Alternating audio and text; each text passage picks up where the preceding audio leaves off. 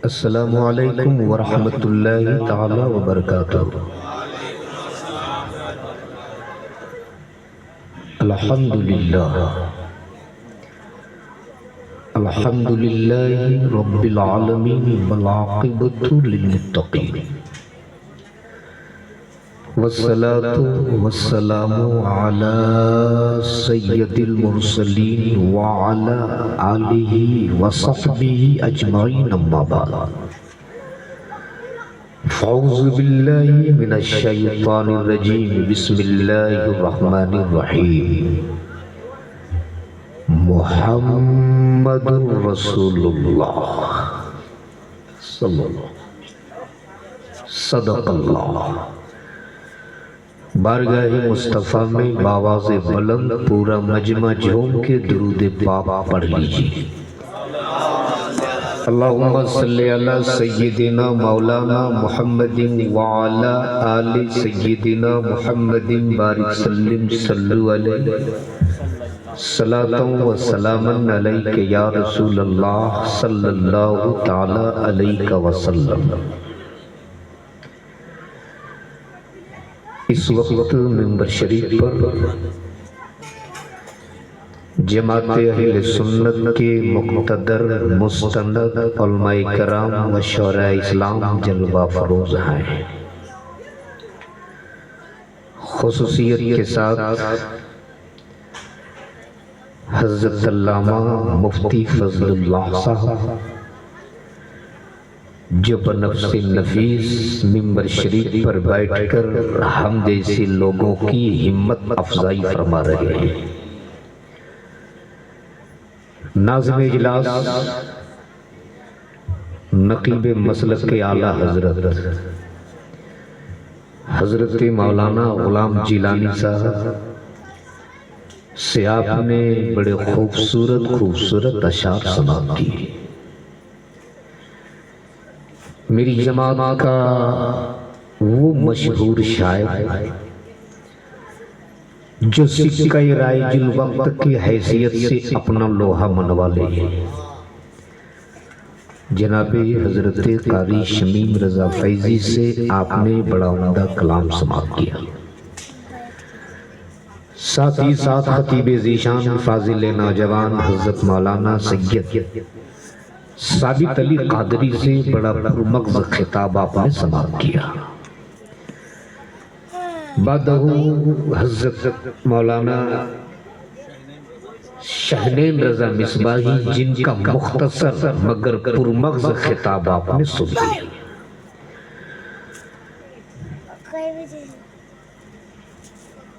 ये ईसाल सवाब की मजलिस है।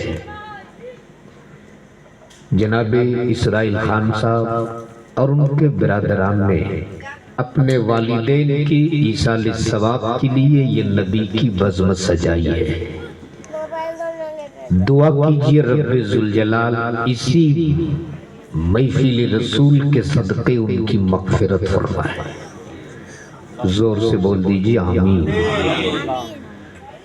वैसे आजकल जलसों में 3 क्वालिटी के लोग आते हैं। हज़रत अल्लामा फज़लुल्लाह साहब, कुछ लोग जलसा देखने आते हैं, कुछ लोग जलसा सूंघने आते हैं, और कुछ ही लोग होते हैं जो जलसा सुनने आते हैं। तो जो देखने के लिए आए थे वो देख रहे थे कि पंडाल कैसे बना है, स्टेज कैसे बना है, साउंड कैसे लगा है, उलमा शौरा खुतबा कैसे कैसे आए, वो देख लिए चल दिए। अब जो सूंघने के लिए आते हैं वो सूंघते रहते हैं कि पकौड़ी की दुकान कहाँ है, समोसा कहाँ बना है, चाय कहाँ बनी है, वो सूंघ लिए चल दिए।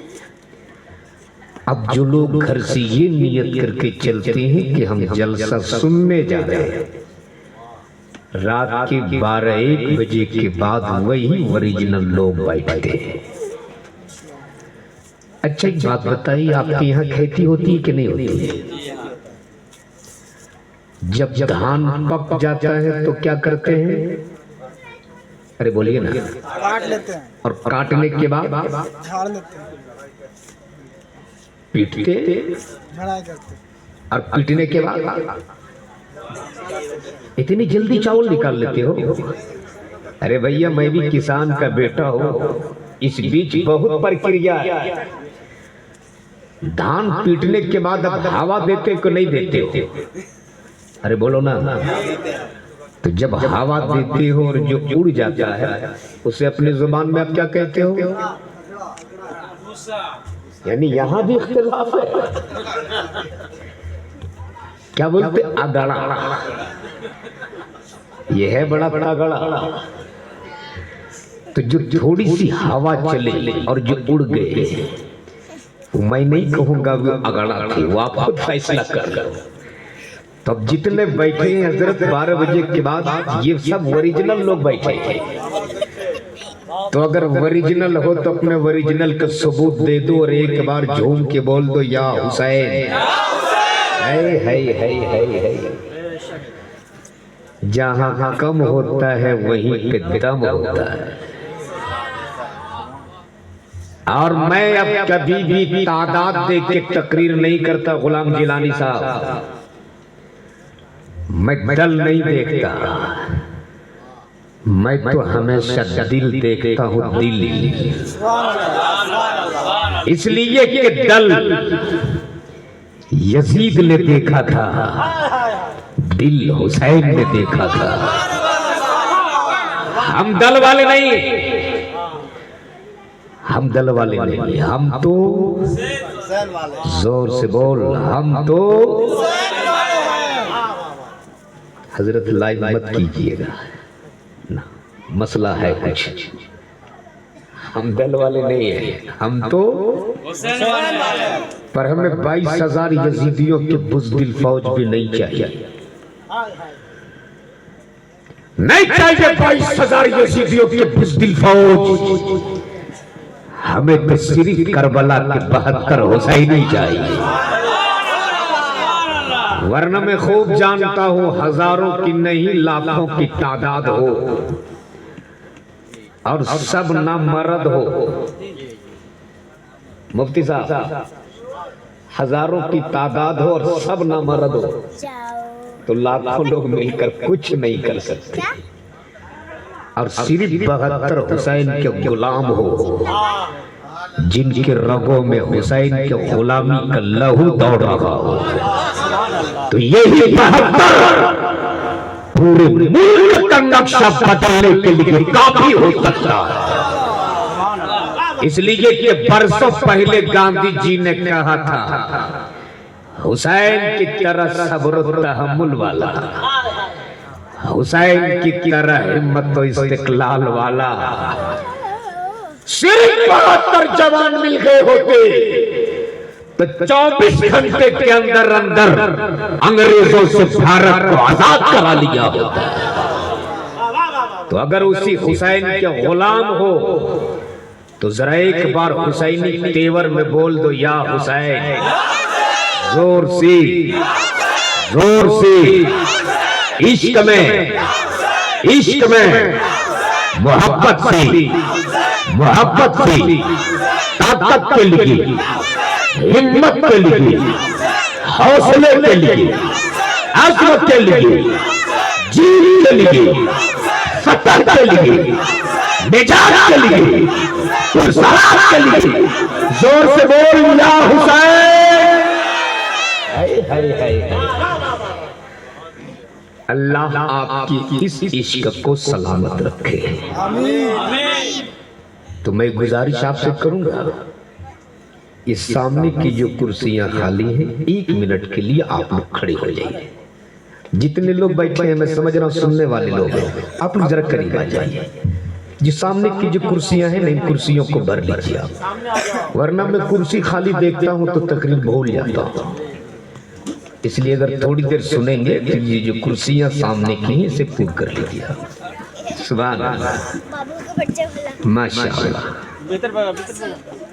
अच्छा, एक बात क्लियर हो जाए गुलाम जिलानी साहब, मैं जब बंगाल आता हूँ तो पहले क्लियर कर लेता हूँ। क्या आप लोग सब उर्दू समझते हो ना? नहीं, बंगाल के कुछ इलाके ऐसे हैं जहाँ लोग बिल्कुल उर्दू नहीं समझते। हजरत फंसा था मालदा इलाके में भी। जहां मैं तकरीर कर रहा था उससे कुछ धस ही नहीं रहा था कि लोग बोल क्या रहे हैं। पूरा इलाका उर्दू समझने वाली। अल्हम्दुलिल्लाह। असल में हुआ था हजरत एक हादसा, उसी बंगाली, वो मालदा इलाके के बंगाली बाबू बेचारा वो पहुंच गए लखनऊ और बैठ गया रिक्शे पर।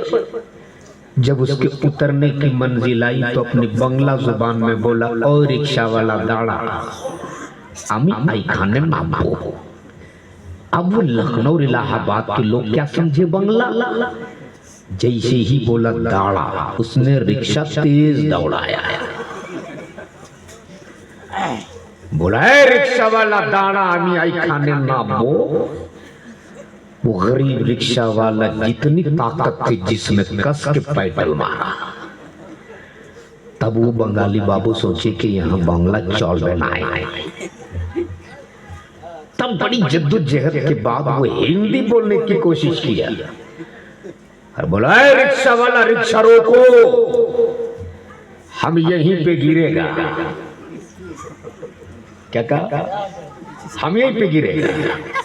वो रिक्शा वाला बेचारा बोले, भैया मैं 30 साल से रिक्शा चला रहा हूं, मेरा बाप भी रिक्शा चलाता था, आप इत्मीनान से बैठिए, मैं आपको नहीं गिरने दूंगा। बोला रे बोलता ना हम गिरेगा। तब वो बेचारा रिक्शा वाला साइड में रिक्शा रुका और झोला से निकाला एक मजबूत सी मोटी रस्सी और रिक्शे के साथ मिलाकर जम के गिट्ठा बांध दिया और बोला, आराम से बैठिए, अब आप कभी नहीं गिरिएगा। तो अगर आप समझ गए तो जरा समझ के बोल दो, या रसूल अल्लाह। याद रखिएगा, आप उस जगह पे बैठे हो जिस जगह को मेरे मुस्तफा ने जन्नत की क्यारी फरमाया। और मैं इसराइल खान और उनके बिरादरान से कहूंगा कि अब कभी भी एहसास कमतरी का शिकार मत होना कि हमने इतना खूबसूरत पंडाल बनाया है, इतने बड़े बड़े शायर, खतीब, मुकर्रिर, मुफ्ती को बुलाया, लेकिन लोग जलसे में नहीं आए, कुर्सियां खाली रह गई। कभी भी इस एहसास कमतरी का शिकार मत होना। इसलिए कि जब ऐसी मजलिसें सजती है ना तो इंसान अल्लाह के फरिश्ते उतर आते हैं। और जब इख्तिताम होता है इस मजलिसों का तो वो फरिश्ते सीधे रब की बारगाह में हाजिर होते हैं। रब फरिश्तों से पूछता, फरिश्तों कहाँ गए थे? मेरा रब तो कादिर मुतलक है, सब जानता है मेरा रब, सब देखता है मेरा रब। तेरे फरिश्तों से पूछता, फरिश्ते तुम कहाँ गए थे? तब वो फरिश्ते रब की बारगाह में अर्ज़ करते, मेरे माबूद तेरी बनाई हुई जमीन पर तेरे पैदा किए हुए बंदे एक जगह पे बैठकर तेरा भी जिक्र कर रहा था, तेरे महबूब का भी जिक्र कर रहा था, तेरे महबूब का भी जिक्र कर रहा था।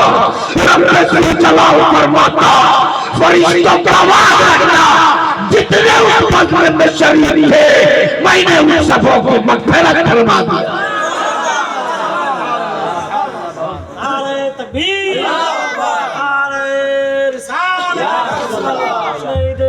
नबी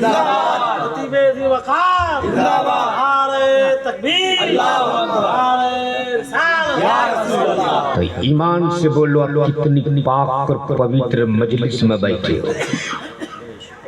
याद रखना, अगर चंद लम्हे आज हमारा अगर बैठना कबूल हो गया ना तो हो सकता है आज की यही रात हमारे लिए निजात वाली रात बन जाए।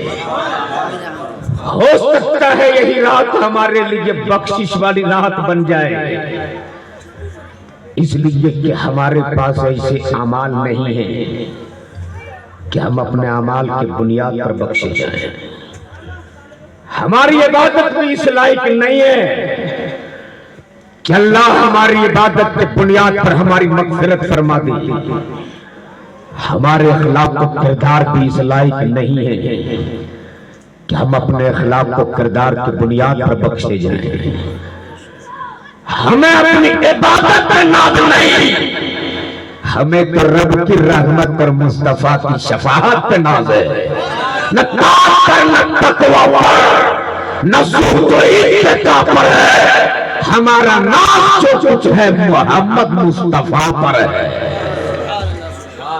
अगर मदीने वाले मुस्तफा ने आज हमारा बैठना कबूल कर लिया तो आज आप इस कपड़े के शामियाने के नीचे बैठे हो। अगर नबी के कौनैन ने हमारा बैठना कबूल कर लिया तो कल महशर की भीड़ में जब लोग नफ्सी नफ्सी के आलम में होंगे, कोई किसी का पुरसा में हाल ना होगा। जब बाप बेटे से भागेगा, बेटा बाप से भागेगा, माँ बेटे से भागेगी, रिश्तेदार रिश्तेदार से भागेंगे, तो कोई तेरा पूछने वाला ना होगा, जब कोई तेरी हिमायत करने वाला ना होगा, जब कोई तेरी मदद करने वाला ना होगा, तो वही मदीने वाले मुस्तफा तेरे सर पे अपनी चादर तकहीर डाल देंगे। और जिसके सर पे नबी अपनी चादर डालते, अपने वक्त का गुनहगार क्यों ना हो, बदकार क्यों ना हो, सियार क्यों ना हो, एसियार क्यों ना हो, जिसके सर पे नबी अपनी चादर डालते उससे कोई नहीं निकाल सकता। तभी व्यवस्था से जमन बोल पड़े कि टूटा करे सदर कयामत के सिपाही, या रसूल अल्लाह, वो किसी को मिले जो तेरे दामन में छुपा हो। इसलिए दुआ करो कि आज अल्लाह हमारे इस बैठने को कबूल फरमा ले। याद रखना, ऐसी महफिलें सबके मुकद्दर में नहीं होती है, ऐसी महफिलें उन्हीं के मुकद्दर में होती है जिसे अल्लाह और उसके रसूल पसंद फरमा लेते हैं। बोल दो सुभान अल्लाह। वरना सैयदना सरकार गौसे आजम फरमाते कि जब तक मैं न चाह लूं तब तक न मेरी मजलिस में कोई बैठ सकता है, न कोई मेरा नाम ले सकता है।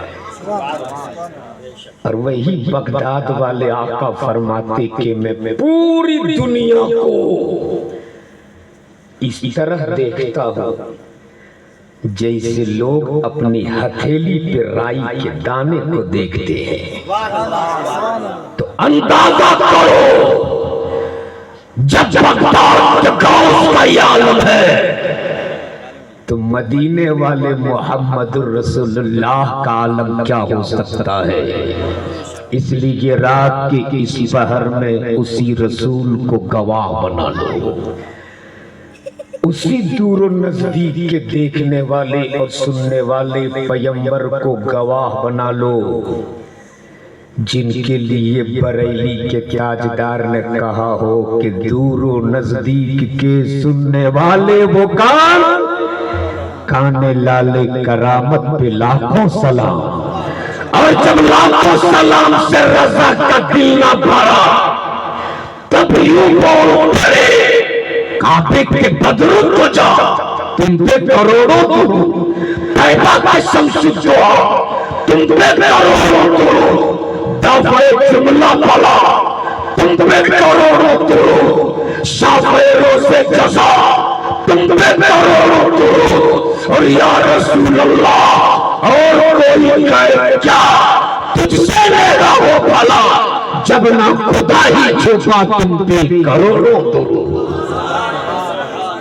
उसी रसूल को गवाह बना लो, उसी नबी को गवाह बना लो जो 12 रबीउल नूर को मक्के के वादी में सुबह शादी के वक्त आमना के आंगन में कदम रखा और कदम रखने के बाद अपने रिश्तेदारों को नहीं ढूंढा, अपने कबीले को नहीं ढूंढा, अपने खानदान को नहीं ढूंढा, बल्कि सिर्फ एक सदा बुलंद किया, या रब्बे हब्ले उम्मती, या रब्बे हब्ले उम्मती।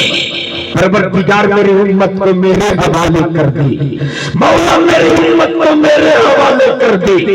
रब की मस्जिद आवाज देती, मैं दो अब तक तो उम्मत ने आपको देखा भी नहीं, अब तक तो उम्मत ने आपको जाना भी नहीं, अब तक तो उम्मत ने आपको पहचाना भी नहीं, और आप अपनी उम्मत को अपने हवाले मांग रहे हो।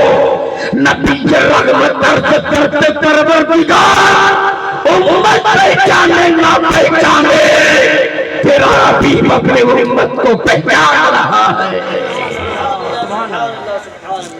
इसलिए उसी रसूल को गवाह बनाओ और 1 मिनट के लिए पूरा मजमा अपने नबी के नाम पर अपने दोनों हाथों को उठा लो अपने दोनों हाथ, और मेरे साथ गुंबदे खजरा के उस मक्की को पुकार लो और जोर से बोल दो, लब्बैक या रसूल अल्लाह, लब्बैक या हबीब अल्लाह, लब्बैक या रसूल अल्लाह। अल्लाह हमारी इस हाजिरी को कबूल फरमाए।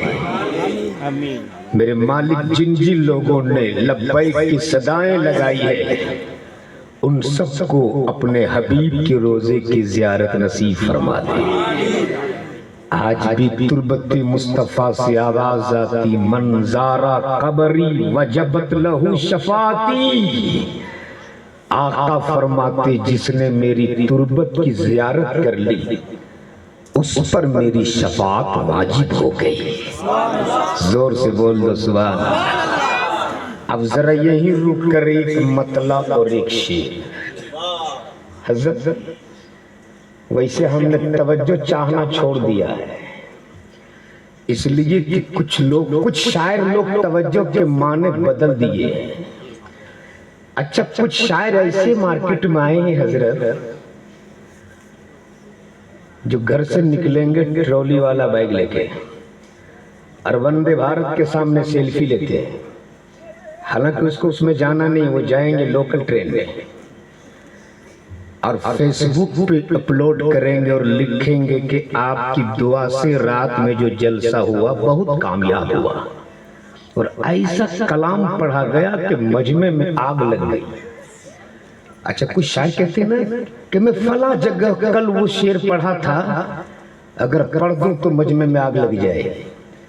उस जाहिल को ये नहीं मालूम कि नबी के नात से आग लगती नहीं, लगी हुई भी आग तो बुझ जाया करती है।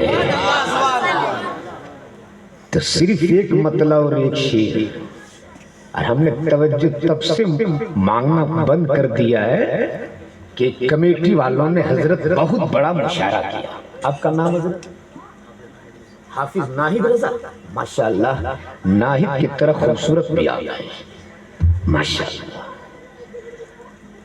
अल्लाह आपकी इस खूबसूरती को सलामत रखे। आप जरा आमीन बोल देंगे तो क्या फर्क पड़ जाएगा। ट्रिक कमेटी वालों ने बहुत बड़ा मुशायरा किया, हिंदुस्तान के बड़े बड़े शायरों को बुलाया और चीफ गेस्ट की हैसियत से एक गैर मुस्लिम नेता को बुलाया और बैठा दिया बिल्कुल सामने वाली कुर्सी पर। अब जो भी शायर आए बोले, नेताजी तवज्जो चाहो। अब बेचारा उसे क्या पता तवज्जो किस चिड़िया का नाम है, उसे क्या मालूम। जैसे ही नेताजी बोले तवज्जो चाहो, 500 का नोट नेताजी ने निकाला दे दिया।